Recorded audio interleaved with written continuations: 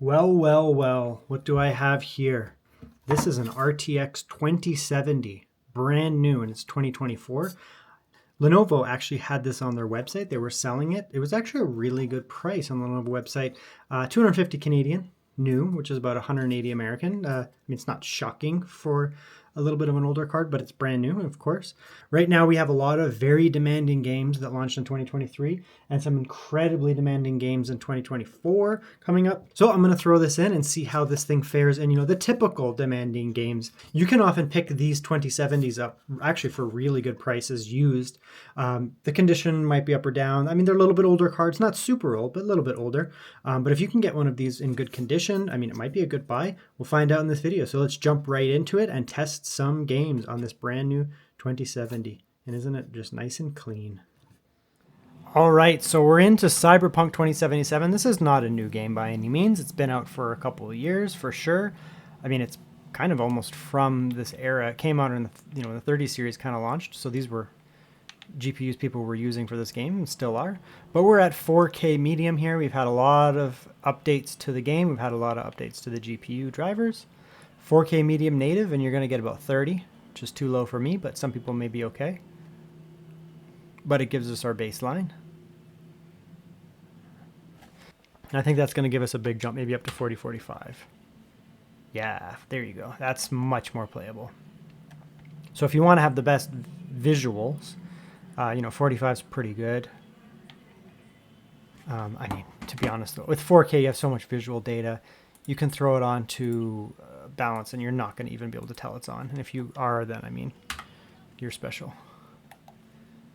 Balanced DLSS game looks exactly the same as native because it's 4K. There's just so much data going into the algorithm. And, we're getting closer to 60 here, 52 or so.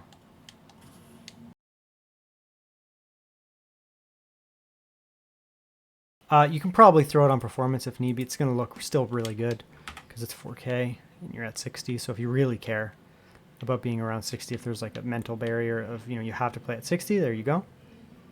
And you can see there's no shimmer in these lights or anything like that. Other than, when I'm moving, it's supposed to do that, but there's no like sparkles. And the blows of these plants look not sparkly. So 1440p native medium, you're pretty close to 60. So if you have a 1440p screen and medium, I mean, you can just toss it on and away you go. Let's throw it all the way up to ultra and see what we can do here. So we'll just crank the settings because, I mean, we got the resolution now. So we're going to go ultra here, native, get a baseline on 1440p. I think we're going to be probably 40, 45. Yeah, 45. 1440p ultra. Very playable at a frame rate like this. As long as the lows are good, lows are well above 35. Well above 30. So you're not going to get dips where you get, wonkiness or anything. But let's throw in a little bit of scaling here. So 1440p balanced DLSS on ultra, game maxed out, and you're well above 60. So even in the most demanding areas, you have a firefight going on, explosions all over the place, you'll be fine if you want to play at ultra. Okay, so we're going to do Alan Wake. This game is brutal. So yeah, let's try native. We'll get 1080p native to start here. Just see what happens. Actually, it's doing better than I thought. 1080p. This game is brutal to run. We'll put it that way. And considering it doesn't look that good, it's kind of sad. I just think, people might say this game looks amazing. I don't think it looks that great. Considering how hard it is to run, no. There's way better games that look way better and run way better. So you don't get a pass for this one. I'm sorry. I think it's just horribly optimized. Rather than throwing it on low, let's just throw it on quality DLSS. Yeah, and there you go. There's your quality DLSS, and there's your playable, is what I consider playable. So definitely you can get away with playing Alan Wake 2. You are going to be at 1080p, realistically, with a little bit of DLSS, just a little bit, and you're good on medium. So 1440p with performance, and yeah, it is playable. So if you have a 1440p screen with a 2070, yes, you can play an Alan Wake, but you're going to be up to performance DLSS on medium. But this is still pretty good, to be honest. Let's go with balanced FSR and see if we can get away with 4K balanced, kind of medium. And of course we can, because it's Resident Evil 4, which is very well optimized. So 4K kind of medium settings, mixed medium low kind of settings there.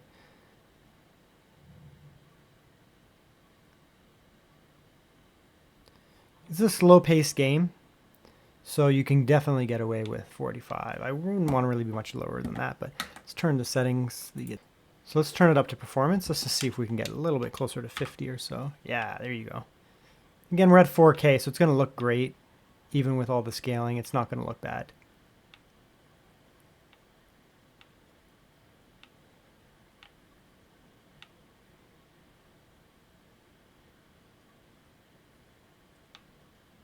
Whatever. So we'll go back to quality, 1440p. There you go. Boom. Really good performance. You might as well leave at least quality DLSS on, because you're not going to notice that it's on, and it's just going to give you such a boost in frames. You can see here. You could easily get away with 1440p native, but you might as well go like this. Effects here. So now we're on kind of medium high mix there, quality FSR, and it didn't make any difference. So yeah, so very playable. You can probably, on 1440, you can probably just basically crank the game way up until your VRAM basically starts freaking out. And then as long as you have a little bit of DLSS, a little bit of FSR, you'll be good to go. So very, very playable. Okay, now we're going to do some Starfield, 1440p medium. Let's just see what we can get out of this. So 1440p medium, it's a little low. Still above the frame rate that you're going to get on a series. Let's see what doing a little bit of scaling will do for us, though. Here, percent DLSS. Pretty big jump in performance. The low is good. We only gained a few frames, but it is performing pretty well now.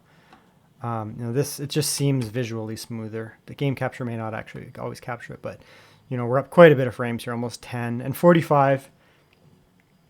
I consider 40 to 45 much more playable than 30 to 35. Kind of max scaling there. Yeah, big jump in performance. So throw it on 1440p, and just throw on the most DLSS. And there's no like shimmer. You can see the plants there. There's no shimmer off in the distance there. Overall, it looks quite good. Good performance.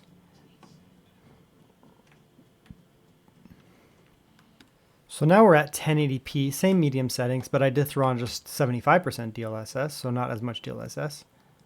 And, lot more frames here. Even in these challenging areas, we're just getting close to 60. So you have a 1080p screen. You can get a lot more frames here.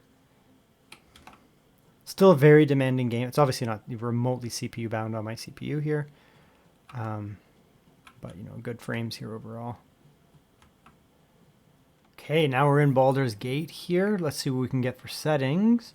So we're going to try 4K, maybe medium. High might be a bit much. We probably won't get the best frames, especially in the city of Baldur's Gate, but we'll get it as a baseline and see what we can get here. So 4K medium is...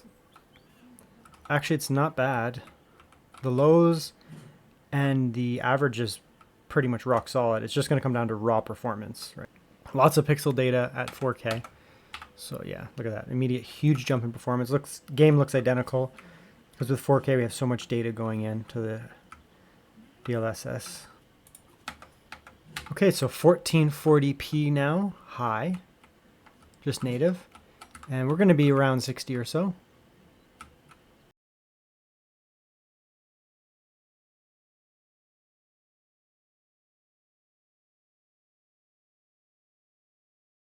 Okay, so here we are in Hogwarts Legacy, 4K medium, just native. It's actually doing better than I thought it would. I thought it was going to be a slideshow. It's still not great, but 30 is 30. Right? That's how the consoles play in a lot of cases.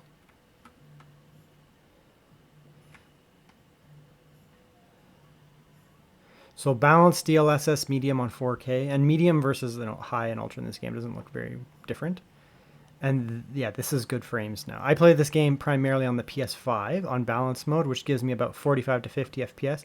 And I just find it's a good mix between performance and visuals. And you can see here, I mean, we're doing really well.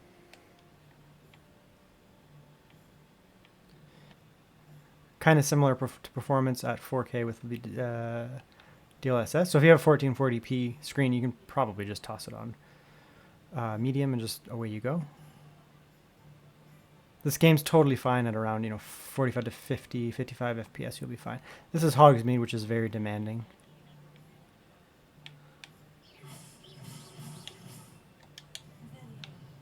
Yeah, it's actually running really well here. To crank up the settings here for it to look good. Let's just try just the lightest DLSS here. See if we can get above 60. Actually, huge jump. Yeah, I'd actually just throw on DLSS. Just the quality, you can't tell the difference. A 1440p quality DLSS versus native, you're not going to tell the difference. You're not going to get any shimmer or anything. The game looks fantastic. And a gigantic jump to performance there.